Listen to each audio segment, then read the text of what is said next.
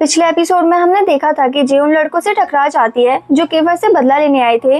उन गुंडों को लगता है कि जे एक मासूम सी और कमजोर लड़की है जो उनका कुछ नहीं बिगाड़ पाएगी, इसीलिए वो उसे घेर लेते हैं। लेकिन उन्हें जे की ताकत का अंदाजा नहीं था कि वो उनका भरता बना सकती है। फिर जब गुंडे उसे घेर लेते हैं तो जे अकेली उनसे लड़ना शुरू कर देती है और एक एक करके सबको जमीन पर गिरा देती है। मगर गुंडे ज्यादा होते हैं, आखिर में वो सब मिलकर जे को जमीन पर गिरा देते हैं और धमकी देते हैं कि अपने दोस्तों को बुलाओ वरना अंजाम बहुत बुरा होगा। जे साफ मना कर देती है। तभी वहाँ पर सेंटा क्लॉज के लिबास में हमारे हीरो केफर की एंट्री होती है, जो वहाँ पर तोहफे देने नहीं बल्कि उनकी चटनी बनाने और उन गुंडों को सबक सिखाने के लिए आया था। जे को इस हालत में देखकर उसकी आंखों में गुस्सा आ जाता है। अपनी हीरोइन को ऐसे जमीन पर देखकर हीरो को तो गुस्सा आएगा ही ना। देन वो वहाँ खड़े लड़के को सीधा फ्रंट किक मारकर उसे दूर फेंक देता है और फिर वो उन सबसे लड़ने लगता है। एक को दाएं फेंकता है तो दूसरे को बाएं फेंकता है और बिना वॉशिंग पाउडर के सबको धो देता है। तभी वहाँ पर यूरी और बाकी के दोस्त भी आ जाते हैं। यूरी बोलता है कि जो भी जे के करीब आएगा वो अपनी मौत खुद लिखेगा, इसके लिए बाद में मुझे ब्लेम मत करना, पहले बता रहा हूँ। देन सब मिलकर जे को संभालते हैं और वापस क्लास लौटते हैं ताकि न्यू ईयर का जश्न जारी रख सकें। क्लास का माहौल देखकर जे मुस्कुराने लगती है क्योंकि सबने पार्टी के लिए अलग अलग कपड़े पहने हुए थे। फिर केफर बैग उठाकर सबको गिफ्ट बांटने लगता है। इसके बाद डांस परफॉर्मेंस शुरू होती है। सबसे पहले सीएन डांस करता है और बाकियों को भी बुलाता है।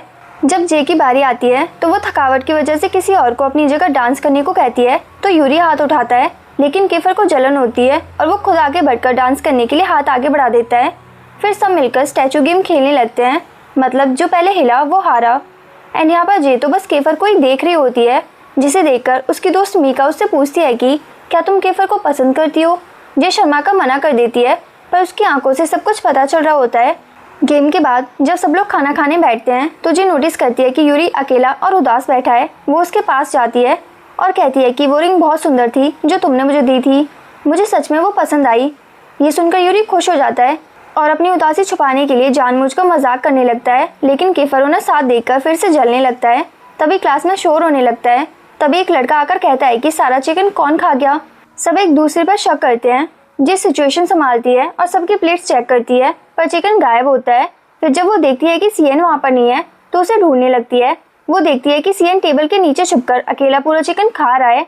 ये देखकर जे हंसने लग जाती है तो सीएन शर्मिंदा होकर माफी मांगने लगता है और कहता है कि चिकन इतना जूसी था कि वो खुद को कंट्रोल नहीं कर पाया। तभी उनका शेफ दोस्त बाहर से बहुत सारा खाना लेकर आता है और पूरा ग्रुप फिर से जश्न मनाने लग जाता है। इसके बाद डेविड जे को एक नेकलेस देता है जिस पर उसका नाम लिखा होता है। जे खुश होकर उसको थैंक्स बोलती है पर हमें पता चलता है कि असली गिफ्ट देने वाला फेलिक्स का भाई था। देन खाना खत्म होते ही सब जे को पकड़कर डांस स्टेज पर खींच लाते हैं। केफर को भी बुलाया जाता है पर वो मना कर देता है और दूर से ही जे को डांस करते हुए देखता है। डांस करते हुए जे उसको बहुत ज्यादा अच्छी लग रही होती है और वो बस उसको ही देखे जा रहा होता है। डांस खत्म होते ही सब जे को पकड़कर ऊपर उछालते हैं। फिर यूरी गिटार उठाकर जे की तरफ देखते हुए एक प्यारा सा गाना गाता है। वो बस जे को ही देखे जा रहा होता है। ये देखकर केफर जेलस होने लगता है पर वो अपनी जेलिसी छुपा लेता है।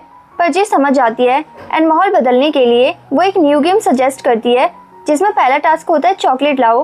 तो उनका शरारती दोस्त मीका को पकड़कर लाता है और कहता है कि मेरी चॉकलेट तो यही है और सब जोर से हंसने लगते हैं।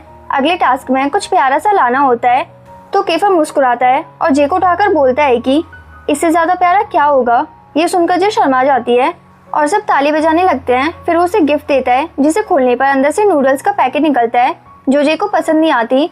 तो जे का मुंह देखकर सबकी हंसी नहीं रुकती पर यूरी को ये देखकर अच्छा नहीं लगता। तभी अगला टास्क होता है बताओ जिसे तुम पसंद करते हो। तो यूरी भी मौका नहीं छोड़ता और जे को सीधा अपनी बाहों में उठाकर सबके सामने बोलता है कि ये रही वो जिससे मैं प्यार करता हूँ। पूरी क्लास हैरान रह जाती है और ये सुनकर जे शर्मा जाती है और खुद को छुड़ाकर सीएन के पास जाकर बैठ जाती है। फिर सबको लगता है कि ये मजाक था तो कोई भी इसे सीरियसली नहीं लेता। फिर तोहफे बदलने की बारी आती है। सबको अजीब तोहफे मिलते हैं, किसी को बेड, किसी को हैंगर तो किसी को टूटे खिलौने। यूरी को एक झाड़ू मिलती है मगर मीका का गिफ्ट अच्छा होता है। उसे अपने बॉयफ्रेंड से लिपस्टिक मिली होती है तो वो सबके सामने उसे लगाकर अपने बॉयफ्रेंड के गाल पर किस कर देती है। तो ये देखकर सब उसे चिढ़ाने लगते हैं और बोलते हैं कि क्या बात है, तूने तो शादी तक की प्लानिंग कर ली। देन जे सबके सामने अपना गिफ्ट खोलती है तो अंदर से मैन क्लॉथ्स निकलते हैं। सब शॉक्ड हो जाते हैं और जे बोलती है कि मैं ऐसे कपड़े कब से पहनने लगी जो मुझे ये दिया है। और जे को लग रहा होता है कि केफर ने दिया है पर असल में वो सीएन की शरारत होती है। जो गुस्से में उसके पीछे भागती है और बोलती है कि आज तो मैं तेरा मुंह तोड़ दूंगी। भागते भागते जी दरवाजे के पास जाकर रुक जाती है। अंदर सबको जश्न मनाते हुए देखकर उसकी आंखों के सामने वो सारे पल आने लगते हैं जब वो पहली बार इस क्लास में आई थी और सब उसे भगाना चाहते थे, पर अब वही लोग उसकी फैमिली बन चुके थे जो हर मुसीबत में उसके लिए जान देने को तैयार रहते हैं। ये याद कर जे की आंखों से आंसू निकलने लगते हैं। तभी केफर ये देख लेता है। वो उसके पास आकर उसके आंसू पहुंचता है और कहता है कि तुम्हें पता है ना, मुझे तुम्हें उदास देखना बिल्कुल पसंद नहीं है। ये सुनकर जे का दिल पिघल जाता है और वो फैसला करती है कि वो अपने दोस्तों को छोड़कर कहीं नहीं जाएगी। वो अपने कजिन को मैसेज करती है कि मैं क्लास छोड़कर कहीं नहीं जा रही और फिर अंदर जाकर सबके साथ एक प्यारी सी ग्रुप फोटो खिंचवाती है। अगले दिन जे के घर पर आंख खुलती है, पूरे हैंगओवर और नींद में डूबी हुई। उसे बस इतना याद आता है कि पिछली रात उन्होंने घर पर पार्टी की थी जहाँ सबने जमकर ड्रिंक किया था और यूरी थोड़ा उदास था। धीरे धीरे उसे कुछ बातें याद आने लगती हैं और उसे शर्म आने लगती है। उसे एहसास होता है कि रात को कुछ तो हुआ था। उसे याद आता है कि जब वो सियन और फेलिक्स के साथ बैठी थी तभी सब आकर ड्रिंक करने लगते हैं और जी भी ड्रिंक करने लगती है क्योंकि उस रात वो बस यूरी की अटेंशन चाहती थी। जी इतने नशे में थी कि उसे संभालना मुश्किल हो गया था। फिर जब सब सो गए तो जी को भूख लगी होती है और वो नीचे खाना खाने जाती है। तभी यूरी वहाँ पर आके उस प्रपोजल के बारे में बात करने लग जाता है जो उसने पार्टी में किया था। वो कहता है कि तुम गुस्से में बहुत ज्यादा सुंदर लगती हो, पर जी को लग रहा होता है कि यूरी नशे में है तो इसीलिए वो इस बात पर ज्यादा ध्यान नहीं देती। पर यूरी बोलता है कि मैं सच बोल रहा हूँ, मैं सच में तुमसे प्यार करता हूँ। और यहाँ पर जे भी कुछ महसूस करती है पर उसे समझ नहीं आ रहा होता कि ये क्या है। देन यूरी उसका हाथ पकड़ता है और घुटनों पर बैठ जाता है और बोलता है कि इस बार सीरियसली बताओ, क्या तुम मुझसे शादी करोगी। ये सुनकर जे हैरान रह जाती है क्योंकि बात शादी तक पहुंच गई थी। उसने कहा कि वो अभी कंफ्यूज्ड है और इतनी कम उम्र में शादी के बारे में नहीं सोच सकती। और ये सुनकर यूरी बहुत ज्यादा सैड हो जाता है और चुपचाप वहाँ से चला जाता है और जे वहाँ पर खड़ी रह जाती है। देन प्रेजेंट में जे को याद आता है कि उसने यूरी और केफर को एक साथ बात करते हुए देखा था। वो सोचने लगती है कि रात को यूरी और केफर के बीच में क्या बात हुई होगी। अगले दिन जब वो नीचे आती है तो देखती है कि उसकी दादी आई हुई है और सब लोग खुश हैं। तभी सियन वहाँ पर आता है जो बहुत ज्यादा अच्छा लग रहा होता है। तभी दादी पूछती है कि क्या वो दोनों रिलेशनशिप में है, तो सियन तुरंत मना कर देता है और जे भी बात काट देती है क्योंकि अंकल उन्हें देख रहे थे एंड अंकल को ये सब पसंद नहीं है। और वो जे को साइड में ले जाकर समझाते हैं कि अपनी पढ़ाई पर ध्यान दो, इन चीजों पर नहीं, क्योंकि अंकल जे की बहुत ज्यादा फिक्र करते हैं। इधर दादी को सियन बहुत पसंद आता है। इसी बीच अंकल अपनी वाइफ से बात करते हैं और कहते हैं कि उन्हें जे पर स्ट्रिक्ट होने का अफसोस है, पर वो ये जानना चाहते हैं कि जे को वो रिंग किसने दी जो वो पहनी हुई है। पर जे को ये पसंद नहीं है कि कोई उसकी पर्सनल लाइफ में दखल दे। देन जे दादी को जूस देती है क्योंकि दादी फुल जोश के साथ क्रिसमस की तैयारियों में लगी हुई होती है और दादी सबको तोहफे देती है।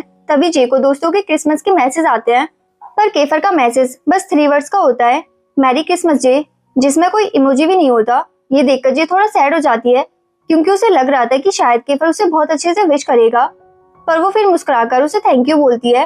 उधर केफर अपने परिवार के साथ खामोशी से डिनर करते हुए पुरानी बातों को याद कर रहा होता है। इधर सब अपने अपने गिफ्ट्स खोलने लगते हैं। गिफ्ट खोलने पर जे के गिफ्ट से एक बहुत सुंदर सी व्हाइट ड्रेस निकलती है जिसे देखकर सब लोग हैरान रह जाते हैं और जे तो समझ ही नहीं पाती कि इसका क्या मतलब है। और बाकी सब लोग भी सोचने लगते हैं कि जे का क्या रिएक्शन होगा, आखिर अभी वो इतनी छोटी है। यहाँ पर हमें पता चलता है कि अपने बिजनेस को बचाने के लिए उसके अंकल यूरी से जे की एंगेजमेंट कराने की सोच रहे होते हैं ताकि यूरी के दादाजी से उन्हें हेल्प मिल सके। देन हम जे को न्यू ईयर की पार्टी में देखते हैं उसी व्हाइट ड्रेस में, जिसे देखकर अंकल बेचैन हो जाते हैं, पर जे को उनका ये बिहेवियर समझ नहीं आ रहा होता। पार्टी शुरू होती है, जे को सबसे मिलवाया जाता है। तभी उसकी नजर केफर पर पड़ती है जिसे देखकर वो स्माइल करने लगती है, पर केफर थोड़ा बदला बदला लग रहा होता है। देन जे सैड होकर ड्रिंक लेने जाती है। तभी स्टेज पर वही गाना शुरू होता है जो कभी केफर ने उसके लिए गाया था और उसे समझ आ जाता है कि केफर ही वो इंसान है जो उसे सच में सबसे ज्यादा समझता है। देन वो इमोशनल होकर ड्रिंक करने लगती है। तभी यूरी वहाँ पर आकर सबके सामने जे को फिर से प्रपोज कर देता है और डांस के लिए हाथ आगे बढ़ाता है। एंड जे को तो यहाँ पर कुछ भी समझ नहीं आ रहा होता कि ये क्या हो रहा है। देन वो दोनों डांस करने लगते हैं और केफर साइड में खड़ा होकर ड्रिंक करता है ताकि अपना दर्द छुपा सके।